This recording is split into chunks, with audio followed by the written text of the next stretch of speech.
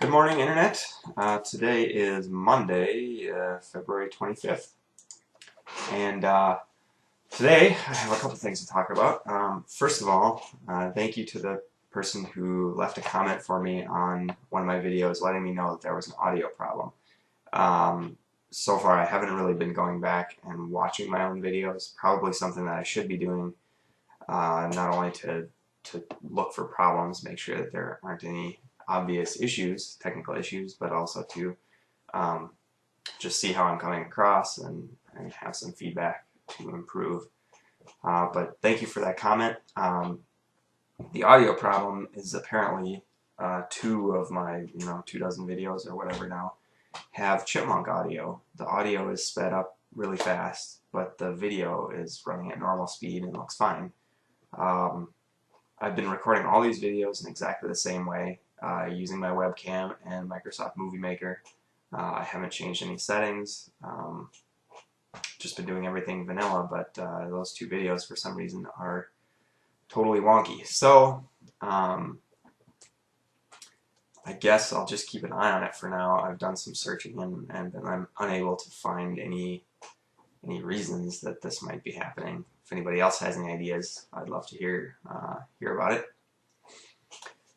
So in light of these audio issues, today my main topic that I wanted to talk about was storytelling again, and kind of re-record what I talked about on February 18th, which is totally unintelligible now, which is really unfortunate because I thought it was a very fun and interesting topic to discuss. So I guess I'll just re-record this, try and hit the same ideas that I had in that video. Unfortunately, the actual source video on my computer is what's messed up, so it's not something I can just re-upload as far as I know. So I guess I'll just spend today talking about that same topic again. Hopefully the audio works this time. If it doesn't, I'll just do it again, I guess. I don't know what else to do. So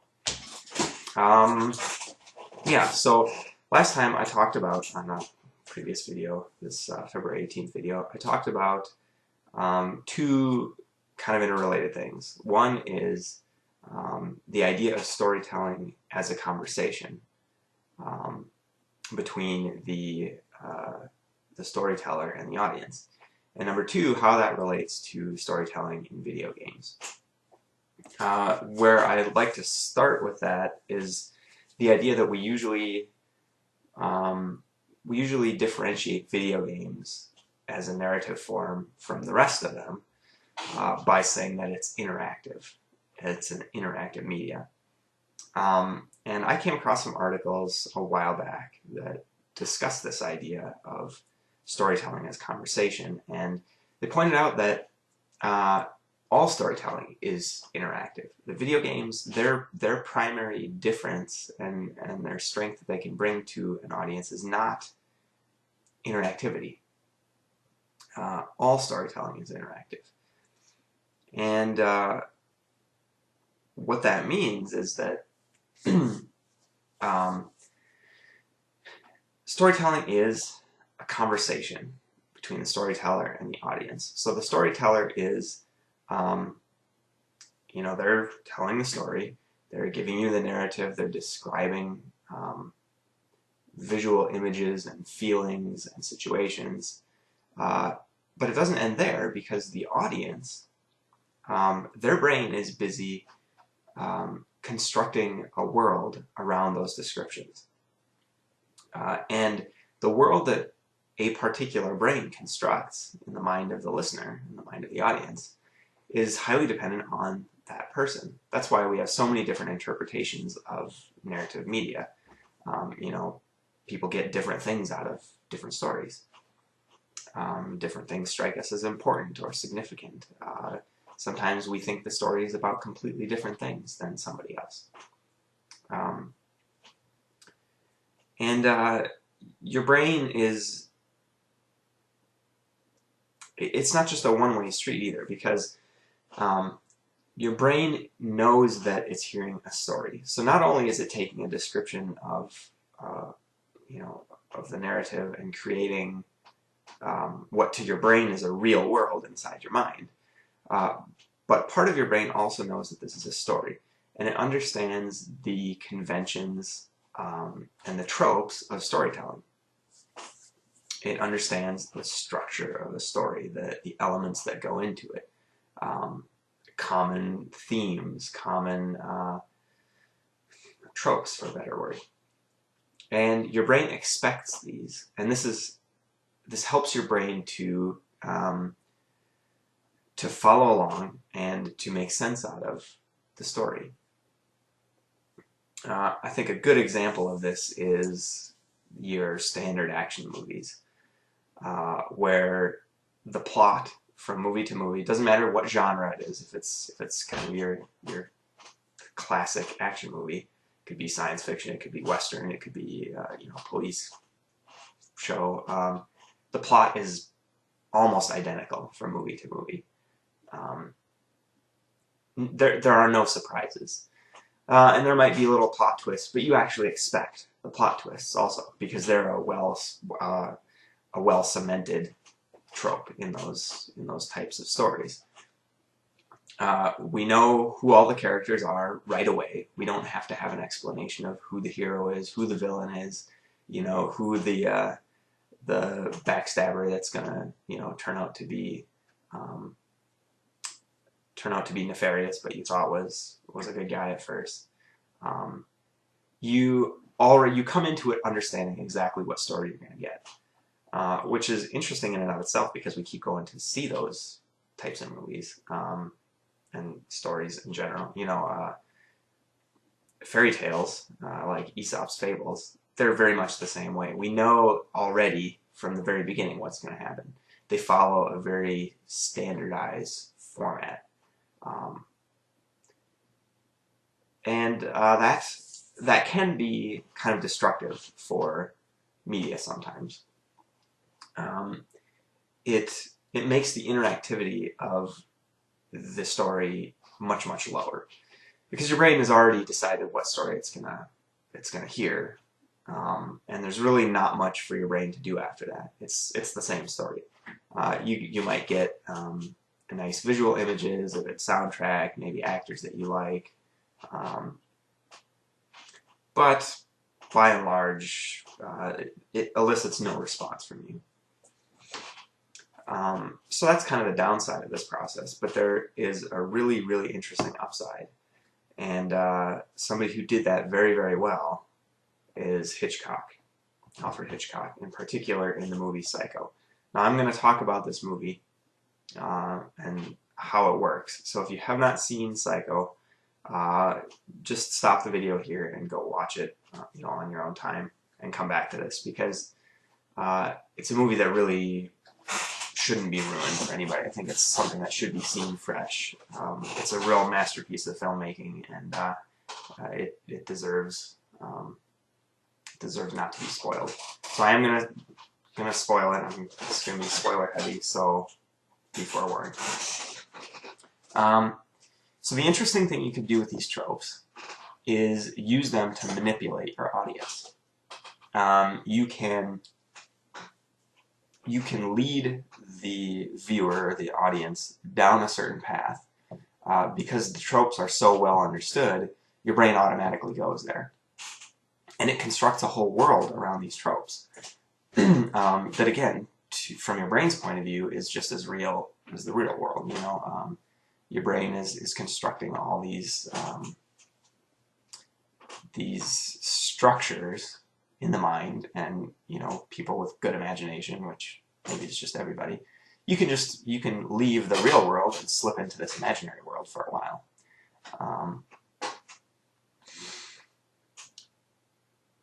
But the interesting part is when you lead somebody down that path and then pull the rug out from under them, which is what Hitchcock does in Psycho.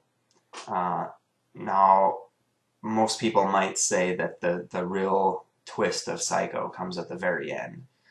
And those of you who've seen it know what twist I'm talking about. But that, I think, is not really the interesting twist of the movie. That's almost expected. that falls closer to the expected tropes of the movie. But here I'll talk about the plot a little bit. At the beginning of the movie, the main character is this young woman who, I haven't seen this in a while, so I might get a few of the details wrong, but she works for this business and she ends up stealing a huge sum of money. So she's embezzled this gargantuan sum of cash. And she's running away with this money in a suitcase. And I think she's going to meet up with somebody she's having an affair with. And I think that might have been somebody involved with her workplace or something. But the visuals of the movie focus a lot on this money. The plot is all revolved around this money. Is she going to get found out? Why did she steal the money? Who is she going to go meet? Are the people on her tracks? Have they figured out the money is missing yet? Do they know who took it? She's on the run, so presumably they do know, and they're searching for her. And so there's a lot of drama built up around this theft of this money, and who she's going to meet, and what their plans are for this money, and are they going to get away with it, and are they the heroes or are they the villains? So she's sort of on the run with this cash, and she's driving on the road, and I think at some point she's driving through the night and she just gets too tired and she's got to pull over. She pulls over at a motel and gets a room to spend the night, and she's going to be on her way. And at that point, she's murdered. Not only is she murdered, but her body, all of her stuff, including the suitcase full of money, gets put in the trunk of her car and dumped into the swamp, and the whole car sinks into the mud. And at this point in the movie is like halfway through the movie. So it's way too late to be springing a twist like this on you, right? Because you've been following this money. This money is the important part of this movie, right? This woman is the main character. And then Hitchcock just sort of slaps you and says, "Nope, you're not watching the movie that you thought you were watching. This is a completely different movie." So your main character is gone. The main MacGuffin that was motivating the whole plot is gone, and nobody even knows it. I mean, the authorities weren't catching up with her or anything. She's just disappeared. And that moment, I remember when I first saw this movie, that moment was shocking. I mean, not in its content, but in the fact that it totally abused what I thought the movie was about. And the effect that it has is to make you suddenly have to reframe the entire movie and pay attention. And so it snaps your brain out of sort of this automatic trope digestion mode into an active participant in the movie now. It really is a conversation, because now you're talking back to Hitchcock. You're saying, well, he feeds you this piece of information. You feed your scenario back. You say, oh, yeah, I understand what's happening. This is this character. This is this plot device. And then it all changes, and that conversation becomes even more important, because now you're trying to construct a world that's completely different from the one you thought you were doing. So it strengthens that conversation element of the story. So that's kind of a cool example of what I wanted to talk about in relating to storytelling as a conversation, storytelling as inherently interactive. Even when the audience is, just sitting passively, not speaking, not doing anything, their mind is engaging with the story in a very interactive fashion. Now, we can talk about that in regards to video game storytelling. And I'm trying to remember kind of what points I was bringing up before. Let me see here. What I had a couple of little notes. I'm just looking at the description here to see what else I was talking about. Yeah, so we talked before in another previous video about violence in video games and how violence fills the role of conflict in the storytelling that's necessary to tell a compelling story. But violence as a conflict is very simple, very easy to understand, very accessible. And so I think that's maybe one of the reasons it's so common in all of our human storytelling, be it verbal stories or fairy tales or novels or TV shows or movies or video games or you know, even the stories that kids make up when they're playing with each other, cops and robbers, and you know, that kind of thing.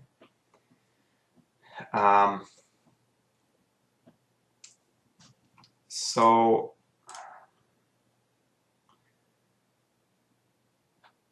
this interactivity of storytelling, when it's applied to video games, it works very much the same way. Violence ends up being a trope that's used so widely that we fully understand how it works in terms of the story mechanics. And it's, you know, sometimes it has the same problem as we were talking about in action movies, that it just becomes so expected that it's no longer valuable. It diminishes the interactivity of the story to such a degree that the audience truly becomes passive, even mentally passive. It's a story that they've seen a million times before. You know, take the example of a first-person shooter video game. Now, there are some that do a remarkable job of storytelling, but there's a huge bunch of them that are they're just mindless shooters. There's really nothing special about them, nothing innovative. They're like your standard action movie. You know exactly how they work. There's nothing unexpected in the structure of the storytelling or the experience. And that diminishes, I think, the quality of the art. But, on the other hand, because that trope is so strongly ingrained, it can be used, like Hitchcock did, to manipulate the audience and sort of pull the rug out from under them. One really good example of this, I think, is the video game Amnesia. Now, this is a first-person style game, and it looks and functions, you know, mechanically with the keyboard and the mouse, very similar to a first-person shooter. So it's familiar. It puts you in a familiar environment. But it takes away an element, and that element is the player character's ability to do violence. You never have access to a weapon. You can never you know, break or destroy things in the game world. And you are pretty much helpless. There are some monsters in the game world that you are totally helpless against. The only defense you have is to hide. You can kind of run away, but I think they're probably faster than you, and even running doesn't really help. So it sets up an environment where you normally feel very empowered. You're the most powerful thing in the game universe, right? In a first-person shooter environment. You're expected to overcome even the biggest boss at the very end of the game. So literally, you are the most powerful force in the entire game universe. In Amnesia, that is so not true. And it makes for a really, really emotionally vibrant game. Because it makes you think that you're empowered by giving you a familiar setting and then taking all that empowerment away and turning you into a cowering, frightened little child, basically. If you want to watch this game, if you haven't played it, watching Day 9, Sean Plott playthrough is not only highly entertaining because he screams like a little girl every time something jumps out at him, which is hilarious, but it also shows off the game really well and how it has an emotional impact and how the whole idea really works. So Amnesia, I think, was a really cool way to manipulate the tropes to have an impact. Now there's kind of another way that you could look at this, going down a different road, and that would be with kind of open-ended sandbox style games like Minecraft. Now Minecraft doesn't have a story per se. It has a game world that's constructed that has some elements of backstory to it. In other words, it's not, you don't come into the game in a totally featureless environment and then build what you want. The game starts with something, and so that something has a history, even if it's not explicitly ever written down, which it isn't. Minecraft has, as far as I know, no canonical backstory. But there are things in the world that suggest a history. There's monsters, there's animals, there's geographical features, there's abandoned mines, things like that. But there's no narrative to Minecraft. It's open-ended. You, as the player, can create whatever you want. You can explore, you can build, you can mine, you can farm. But as I was reading one of these other articles about storytelling, it pointed out that a game like this, that type of storytelling puts you as the player in the role of the storyteller. The game developer gave you kind of a canvas, but puts you in the role of storyteller. And as you construct a world, you are telling a story through the buildings that you're creating, or the machines, or whatever it is you're doing. But in an open-ended environment like that, it soon becomes apparent that you are telling a story, but nobody's listening. You have no audience. This is not 100% true with a game like Minecraft, because you can have multiplayer environments, and so you can be you can have an audience to some degree who is experiencing what you've created. But I don't know what the percentages are of people who play Minecraft in a single-player environment versus a multiplayer environment, but I'm guessing single-player is if not most, it's certainly substantial. I don't think one outstrips the other by a lot. So in a game like that, you are telling a story, but there's nobody listening. There's no audience. You are no longer having a conversation with anybody. You're having a conversation with yourself, really. And this point was interesting because it shows that despite what you might think, having an interactive story does not necessarily depend on giving the audience a lot of choice in how the story goes. For example, the old choose your own adventure books, or video games with multiple endings where the player character gets to choose how the story progresses. That is not necessarily making a more interactive experience. What makes a very good interactive experience is the interplay between what the storyteller is feeding to the audience's mind, and what the audience's mind is doing with that information, the world that it's constructing. And then, as time moves forward, what does the storyteller do with that expected world that they've expected the audience to construct, and how is that interplay happening?